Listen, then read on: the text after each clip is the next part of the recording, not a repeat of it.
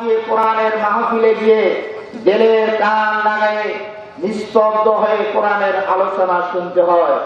কথাটা বললাম আমি, কিন্তু আল্লাহ পাক ঘোষণা দিয়েছেন, وَإِذَا قُرِئَ الْقُرْآنُ فَاسْتَمِعُوا لَهُ وَأَنصِتُوا لَعَلَّكُمْ تُرْحَمُونَ।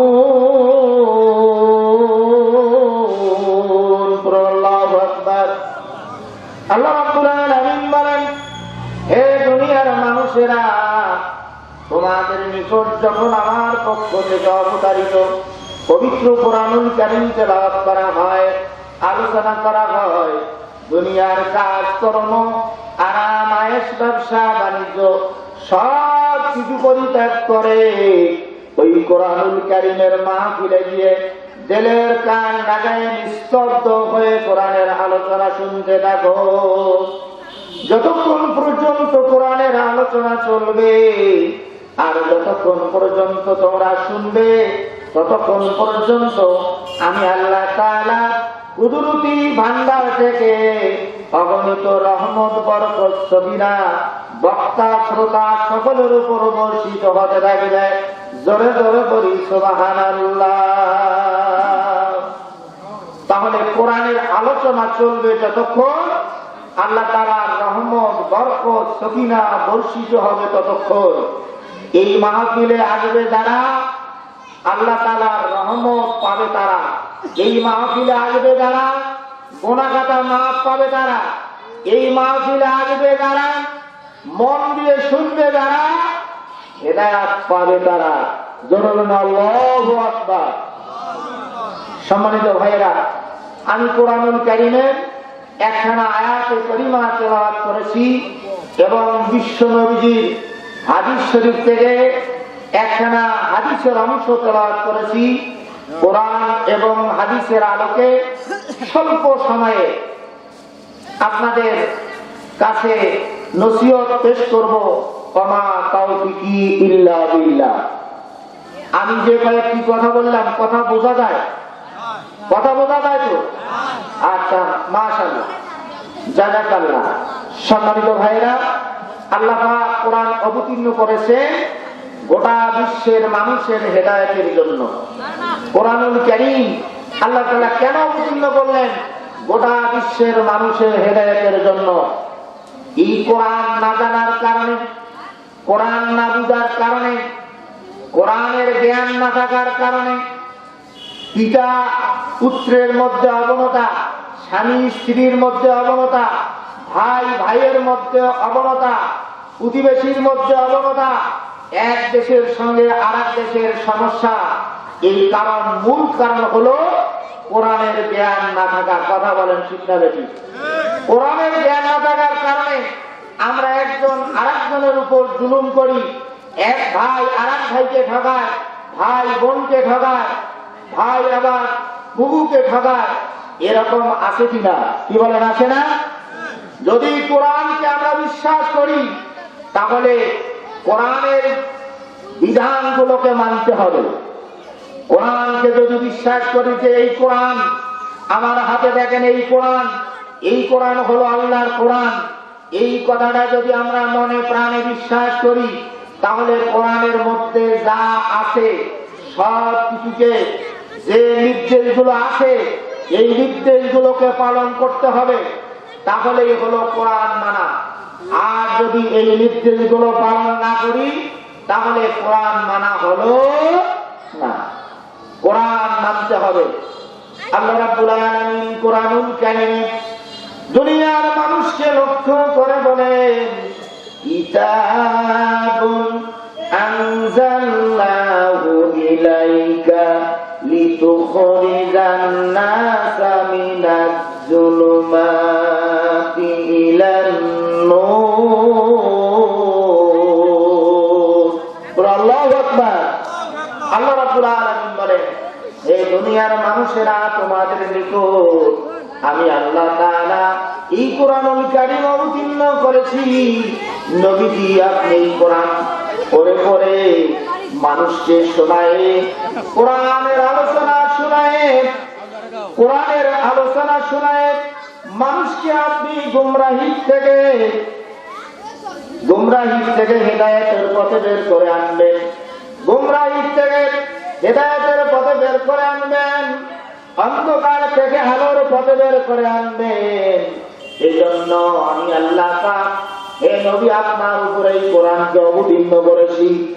এই কোরআনকে অবতীর্ণ করেছি যারা জাহান্নামীদের পথ থেকে জান্নাতের পথে বের করার জন্য আমি আল্লাহ তাআলা কোরআনুল কারীমকে অবতীর্ণ করেছি। জোরে বলুন সুবহানাল্লাহ।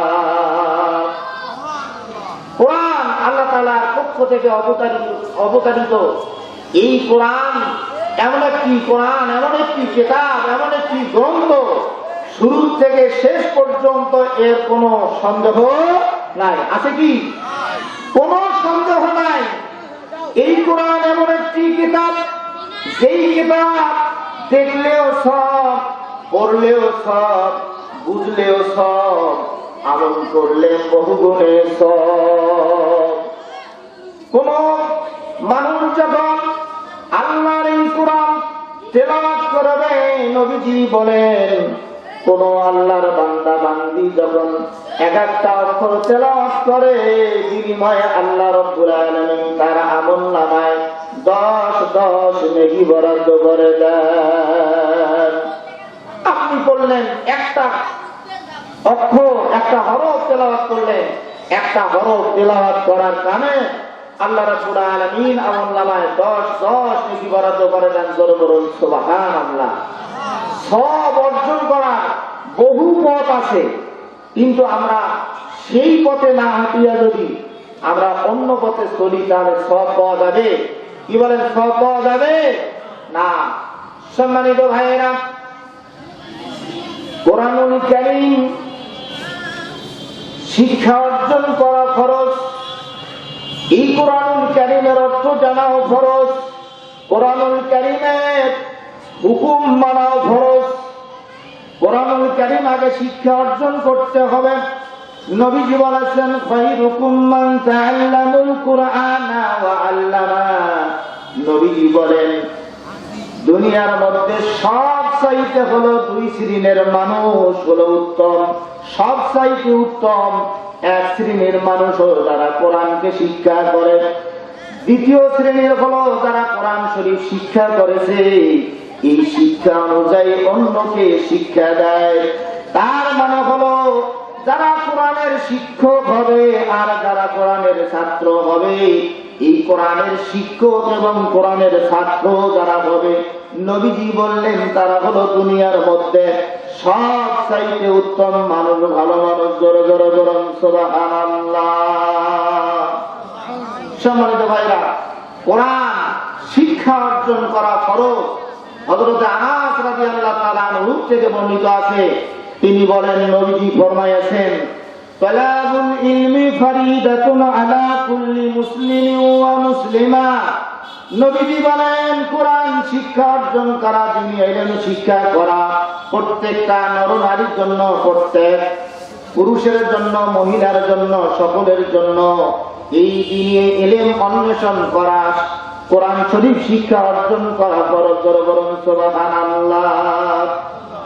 তালিয়াল কোরআনে পছন্দ পেশকতা, পুরো দিল মানা জামা বাহারা শেফাদা, গার কোরআনে খাওয়াইশা বারু জারি হামিদ, পুরো দিল মা তারা বাসদ নাসিব। জোরে আল্লাহু আকবার। আমার ভাইয়েরা, একটা মা এবং একটা বাবা মিলনে যখন সন্তান একটা মায়ের পেটে আসে, এই সন্তানটা আস্তে আস্তে যখন 10 মাস পর্যন্ত মায়ের পেটে থাকে, মা তখন এমন একটা কষ্ট বোধ করে, খাইতে পারে না, চলতে পারে না, ঘুমাইতে পারে না, কত কষ্ট সহ্য করে যখন ডেলিভারি করে। ডেলিভারির সময় এমন একটা পর্যায়ে এসে যায়, স্বামীকে ঘরের সব কিছু বুঝাই দেয়, চাবি বুঝাই দেয়, স্বামীর কাছে মাপ নেয়, শ্বশুর শাশুড়ির কাছে মাপ নেয়, বলে আব্বা গো, না জানি আমি আর এই অবস্থা থেকে আবার বাঁচবো কিনা আল্লাহ তাআলার কুদরতি জানে। এই ডেলিভারি থেকে অনেকে রক্ষা পায়, সন্তান সুন্দরভাবে ভূমিষ্ঠ হয়। আল্লাহ না করুক আবার মাঝে মধ্যে এমনও সময় হয়, এমনও অবস্থা হয়, এমনও খবর পাওয়া যায় মা যখন সন্তানকে প্রসব করতে যায় এত কষ্ট করতে করতে শেষ পর্যন্ত দুনিয়া থেকে আল্লাহর বান্দি বিদায় হয়ে যায়। কথা বলেন ঠিক না বেঠিক? আমার ভাইরা, এই সন্তানকে যখন জন্ম দিল, সন্তানটা চোখ ছিল না, কান ছিল না, মুখ ছিল না, কথাবার্তা বলার কোন শক্তি ছিল না। আল্লাহ রাব্বুল আলামিন বলেন, ওয়াল্লাহু আখরাজাকুম মিন বুতুনি উম্মাহাতিকুম লা তা'লামুনা শাইআ। আল্লাহ রাব্বুল আলামিন বলেন, বান্দারে, তোমার শোনার মতন কান ছিল না, দেখার মতন চোখ ছিল না, হাঁটার মতন পা ছিল না, ধরার মতন হাত ছিল না, তোমার অঙ্গ প্রত্যঙ্গ ছিল না। আমি আল্লাহ রাব্বুল আলামিন দয়া করে তোমার অঙ্গ প্রত্যঙ্গ গুলো দিয়ে দিলাম, এগুলো দিয়ে দিলাম। আল্লাহ পাক বলেন, লাআল্লাকুম তাশকুরুন। এ বান্দা, যাতে করে তুমি আমার কৃতজ্ঞতা আদায় করো, শুকরিয়া আদায় করো। কিন্তু আমরা দুনিয়ায় আসিয়া যখন একটা বাচ্চা জন্মগ্রহণ করে, আমরা ওই বাচ্চা কণ্ঠে শুনি, আমরা আমাদের কান দিয়ে শুনি কি টোয়া টোয়া। কথা বলেন ঠিক না বেঠিক? ওই বাচ্চা দুনিয়ায় আসিয়া আল্লাহ আল্লাহ বলতে থাকে, কিন্তু আমরা আমাদের কান দিয়ে শুনি টোয়া টোয়া। কথা বলেন ঠিক না বেঠিক? আমার ভাইয়েরা, এই সন্তানটা জন্ম হল, তিনি ধীরে ধীরে যখন মায়ের তত্ত্বাবধানে, মায়ের আদর যত্নে, বাবার আদর যত্নে, দাদা দাদি নানা নানির আদর যত্নে আস্তে আস্তে করে বড় হতে থাকে।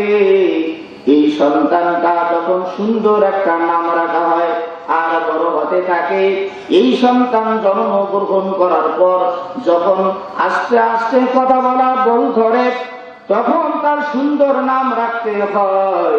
সুন্দর নাম রাখার পর এই সন্তানটাকে যখন 5 বছর 6 বছর বয়স হয়ে যায়, এই সন্তানটাকে তিনি শিক্ষা দেওয়া বাবা মার জন্য দায়িত্ব হয়ে যায়। আবার এই সন্তান যখন ধীরে ধীরে যখন যৌবনে পদার্পণ করে, যৌবনে পদার্পণ করলে ওই সন্তানের বিবাহ বন্দোবস্ত করা বাবা মার দায়িত্ব হয়ে যায়, অভিভাবকের দায়িত্ব হয়ে যায়। কথা বলেন ঠিক না বেঠিক? আমার ভাইয়েরা, যেই মা কত কষ্ট করে সন্তানকে আদর যত্ন করলো, লালন পালন করলো, কিছু আমরা ছেলে আছি এমন, বাপকে দেখতে পারি না, মাকে দেখতে পারি না। যদি 4টা ছেলে থাকে, 4টা মেয়ে থাকে, সকলের ভাত হয়। কিন্তু যেই জনম দুঃখিনী বাবা মা না হলে দুনিয়ায় আসতাম না। সেই বাবা মাকে কিছু কিছু ভাই আছে যারা দেখতে পারে না, তার ভাত ওই হাড়ির মধ্যে আর সিদ্ধ হয় না। কথা বলেন ঠিক না ঠিক? এমন নরাদম সন্তান আছে কিনা? আপনার যতটা সন্তান আছে, আপনি যদি মনে করেন 4টা সন্তান আছে, আমার বাবা মা বৃদ্ধ হয়েছে, বৃদ্ধা হয়েছে, এর সঙ্গে ওই 2টাকে যদি আপনি যোগ করেন যে এই 2টাই আমার বাচ্চা, এখন এই 2টা বাচ্চাকে যদি বাবা মাকে যদি বাচ্চা মনে করে, নিজের বাচ্চাকে যেমন আদর যত্ন করেন, আপনি খাওয়ান পরান লালন পালন করেন, ওইভাবে যদি বাবা মাকে দেখেন, তাহলে আল্লাহ রাব্বুল আলামিনের আরশ খুশি হয়ে যায়। আমার ভাইয়েরা, যতই দুনিয়ার মধ্যে ধন সম্পদ অর্জন করুন, বাবা মা যদি অসন্তুষ্ট হয়ে যায়, ছেলে মেয়ের জন্য যদি বাবা মা অসন্তুষ্ট হয়ে যায়, তাহলে দুনিয়ায় তার শান্তি থাকবে না, অশান্তি লেগে থাকবে। কবরে অশান্তি হবে, কবরে যাওয়ার সঙ্গে সঙ্গে ওই কবর আর সাধারণ কবর থাকবে না। পিতা মাতাকে কষ্ট দেওয়ার কারণে, পিতা মাতাকে খাদ্য না দেওয়ার কারণে, পিতা মাতার যে হক ছিল এই হকগুলো নষ্ট করার কারণে কবর তার কবর থাকবে না, কবর জাহান্নামের টুকরা হয়ে যাবে। পরিনাউযুবিল্লাহ। আমার ভাইরা, এই সন্তানকে কত কষ্ট করে লালন পালন করে, আমরা সেই সন্তান আমরা বাবা মাকে দেখতে পারি না। এই বাবা মা দেখেন, বাপের মন মায়ের মন কিরকম ব্যাকুল। বাপকে দেখতে পারে না, মাকে দেখতে পারে না, আলাদা খায়। এখন আলাদা খায়, বেটা বাহিরে থাকে, অন্য জেলায় গেছে, তারপরে মায়ের মন ছটফট করে। কথা বলেন ঠিক না বেটি? বনে থাকে বন বাজুরি, বনে থাকে বন বাজুরি, সার ধরে তার বুকে, এমনই সার এমনই মা সারে না বুকে। বিদেশে যদি কারো সন্তান মারা যায়, পশু পাখি জানার আগে জানে তার মায়ের। কথা বলেন ঠিক না বেশি? কোন সন্তান যদি বিদেশে থাকে, আল্লাহ না করুক ওই সন্তানের জন্য যদি বিপদ হয়, মা রাত্রিবেলা ছটফট করে, মা ডাক দেয় বৌমা, ও বৌমা, যে বৌমা কথা বলে না। রাত্রিবেলা ডাক দেয় বৌমা, আমার কেন যেন ভালো লাগতেছে না, আমি স্থির থাকতে পারছি না, আমার বাবা জানতে একটু ফোন দাও, কি অবস্থা আছে আমি জানতে চাই। রাত্রিবেলা ফোন দিয়ে দেখা যায়, মাঝে মধ্যে ফোন দিয়ে দেখা যায়, মা যখন ছটফট করে, মায়ের এই বেদনাটার কারণে মায়ের সঙ্গে ওই সন্তানের এমন একটা সম্পর্ক আছে, সন্তানের কোনো বিপদ হলে মা স্থির থাকতে পারে না। খবর নিয়ে দেখা যায় ওই সন্তান সত্যিকারের বিপদে পড়েছে। কথা বলেন ঠিক না বেশি?